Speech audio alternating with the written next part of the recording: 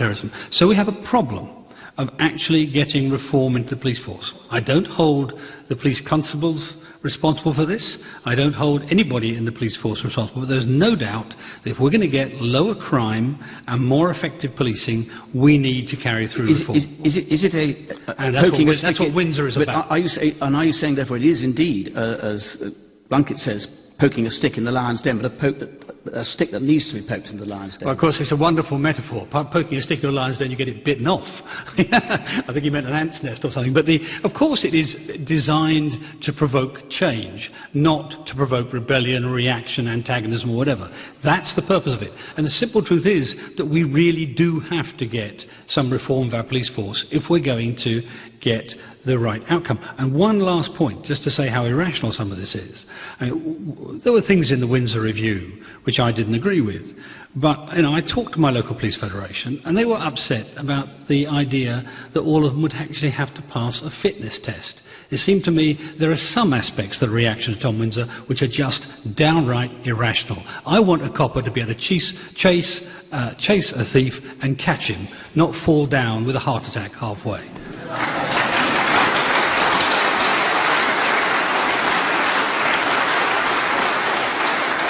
I think if you're being asked to do such a serious job as reform the police, of course it would be an advantage to have gone through those ranks, to have an understanding of what it actually takes. Because it's always painful to reform, to change ways that have been set. So if you want to make that as smooth and as efficient as possible, if your intention is to have a better police force because you believe some changes need happening, then surely you need some trust from the very people that you're asking to change. And by imposing somebody, and already the fact it's controversial, that's going to be a more difficult process, not an easier process. So I think this government's got it completely wrong on this. You think, to use a phrase away, you think if you want to have radical reform, it's better to set a copper to catch a copper than just to have an outsider to catch the copper. It's about making sure that that change is real and deep and not just some superficial cosmopolitan change and to grab a few headlines, but actually doesn't mean a real change from top right down to the bottom. And I think people who have been through that process, who understand how it works, have the trust of the people who they're trying to lead, because it's a leadership role ultimately, and people don't like to be forced. And by having it done in that way, I think the changes would be more meaningful and more genuine. Douglas Murray. Well, sometimes imposing somebody from outside, as some put it, is the only way to reform some of these parts of the public sector. It's the same with aspects of the NHS and many other much beloved parts of this country. We always hope that they can be reformed from within, but sometimes radical action is needed. Sometimes that is somebody being, as Salma says, imposed from without. But, one of the things that suggests to me this might not be such a bad thing are the number of vested interests that come straight out when something like this happens. There are a lot of people who would not want Tom Windsor to succeed in his task. David and indeed Alan know the lie of the land on this far better than I do, but I just wanted to make one other point, which is this. When Alan says the police feel alienated now, Alan, that is not a new thing. That isn't something that's happened only since the coalition. The police in this country can be said to have felt alienated for many years now, and it's partly because there has been a complete breakdown between the public and the police in what the public expect of the police. One week we expect them to go in and deal with rioters, and then another week there's an inquiry into it and the police are exposed one way. Another week we say, why are the police not there? Another, why are there too many? Douglas, there it's the first is a breakdown. time the police have had this gap between them and the government. I can't remember the last time the police went on their version of a strike. They can't go on an official strike, so on their holiday they actually joined in the protests against the government cuts. 2 years ago. It was simply 2 years ago when Jackie Smith was Home Secretary. OK. I'm going to leave that there with a reminder of the...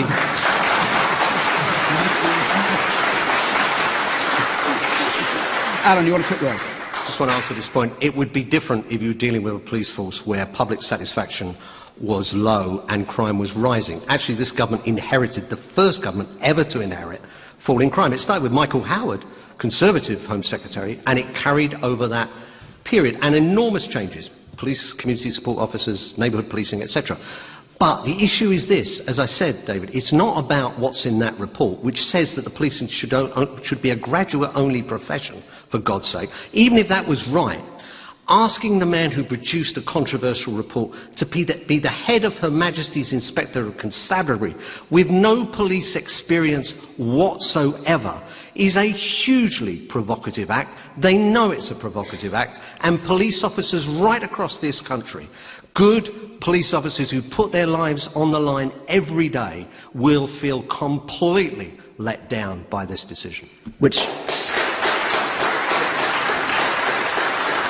is my cue to give you the number for any answers, which is 03700 100 444, and the email address any.answers@bbc.co.uk after the Saturday broadcast of this programme, and is, incidentally, the first Any Answers with Anita Anand, fielding your calls, your emails, your tweets and texts.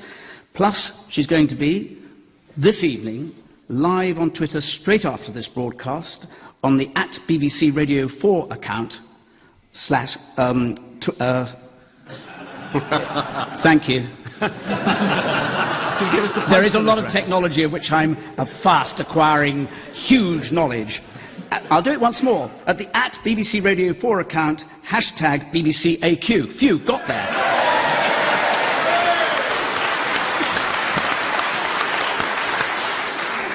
Anita, I hope you're listening and get it better than I can. We'll go on to our next, please. Philip Baldwin. Are members of the panel concerned that a company which admits logistical mistakes in providing stewards for the Jubilee weekend has secured contracts to provide security for the Olympics?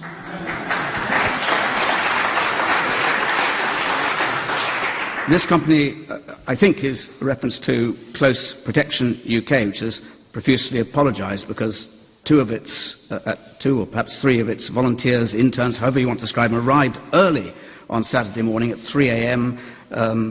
Rather than the 5 a.m. when they were expected, and there were not appropriate provisions for them. Douglas Murray. Oh, I don't know. I've never heard of Close Protection UK till this week. I think it was a bit bold to just decide what a company is and isn't fit for, based on, frankly, as far as I can see, a couple of very alarmist newspaper headlines and a rather alarmist tweet from Mr. Prescott.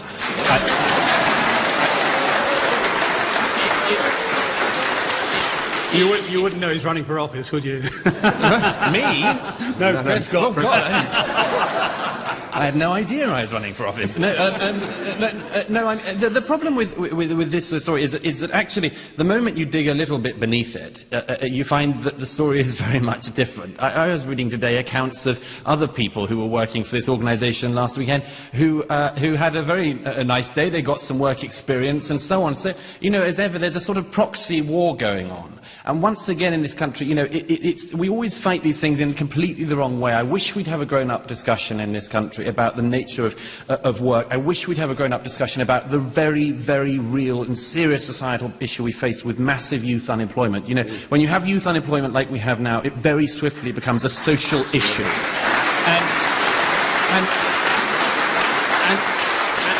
And I just wish we would have the discussion about how we get young people into work, which will include people working for nothing for a few days or for a few weeks, getting work experience, getting things on their CV. It will involve that sometimes. But instead, once again in Britain, we have crappy class warfare from clapped-out politicians instead of a real debate.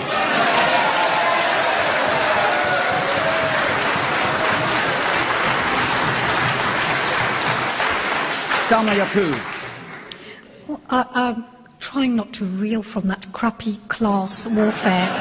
You know, as somebody who comes from Birmingham and as somebody who does know the problems of inner city areas, well, in a lovely rural area this evening, but actually there are divides in society, and actually I think that's the taboo. That's not what is talked about. We hear about big society and all of this, and you mentioned youth unemployment. Youth unemployment is increasing because of the measures of this government. Austerity is not working. Austerity was supposed to be the medicine, but actually turned out to be a poison. We're seeing people laid off work. We're seeing people who want to work but can't find jobs, and yet then themselves are blamed as some kind of scroungers. And I find real issue with that. And then to call it class warfare when people who are feeling pain it is class protest warfare about for John it. Prescott tried to use the Queen's Jubilee to claim as if during the Queen's Jubilee an opportunity was being seized to simply exploit young people to work for free. That is a low discussion. We should have the discussion about not an anti-this government or pro-that government, but simply how we get young people into work. And it cannot be done by class warfare of the kind that you seem to find appealing. Please don't put words in my mouth, and that does not help at all. For people who are standing up for people's dignity, don't call that class warfare. That's about standing up for people's dignity. Everyone's want to have experience, Everyone's fine. for that. This is not about saying people shouldn't have work experience. Who's going to argue against work experience? But when people are told you'll be paid X amount of money for going along and being a steward, and then find themselves having to stay the night in the outside under London Bridge without access to toilet facilities for 24 hours, I think it's right that people are allowed to have dignity. Hold on, Let's not make it about the Jubilee. This is about a company which was getting millions of pounds for stewarding, yet when it came to paying their workers, didn't. That's the issue here. So let's not conflate the issues in this rabble-rousing way. Alan Johnson. Well, I want to have that big grown-up debate that Doug has talked about, because I think he's absolutely right. As I understand, Close Protection Limited are going to provide paid employment at the Olympics. But John Prescott's right. If there are incidents where people were dropped off in the middle of the night with nowhere to go, it needs to be looked into.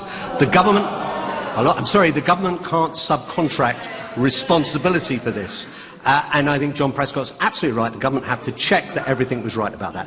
On the issue about long-term youth unemployment, if you look at the graphs anywhere in the country, you'll see that youth unemployment, 18 to 24-year-olds, was coming down at the end of the global financial problem caused by Lehman Brothers because of something called the Future Jobs Fund. It started to go up again when that policy was abandoned. And what the government have been trying to do ever since, and the work programme is the latest reiteration of this, is to find a way to encourage employers to take on young people, because they're in the worst possible situation. Most people lose their job and find another job very quickly. If you've never had a job, you fall into that trap. You can't get any work because you haven't got experience, and you can't get any experience because you can't find a job. That becomes institutionalised, it becomes generationalised, and it is the most damaging, most corrosive effect on society. So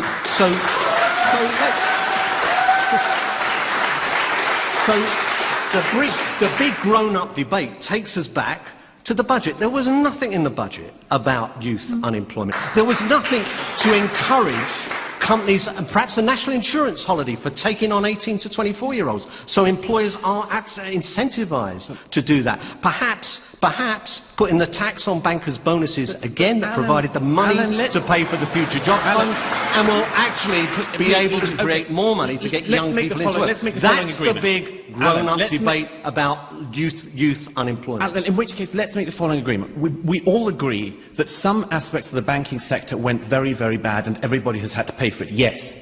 But your government, the Labour government, when you came into power, had received a situation where there were balanced books, a balanced budget. And when you left, we were running a budget deficit in this country of £170 billion.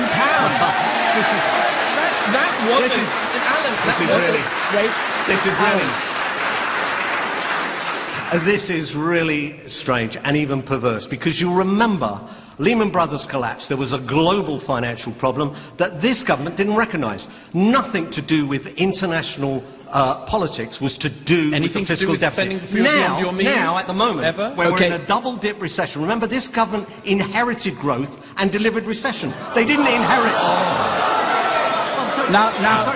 They inherited... The fact is they inherited growth of 1.8%. They inherited growth and have delivered a recession. I know they act as if they inherited a recession and delivered growth. Alan, I'm going to call you to order. The congregation is now... Congregation is not quite the right term under the circumstances. I'm very glad to say, is waiting to hear what David Davis has to say about this. Well, I've been sitting here open-mouthed at the heroic defence from Alan of a government that gave us £168 billion deficit every year, not just 1 year. Now, look, Let's come back. Hold it, everyone. Let's for the moment. Philip Baldwin asked a specific question. So, just for the sake of it, let's answer the question. I will come straight back to the question. The question was, if you remember, whether we should accept a company that makes these mistakes. You know, we're in Yorkshire. We have a saying around here, which is, "He who makes no mistakes makes nout." And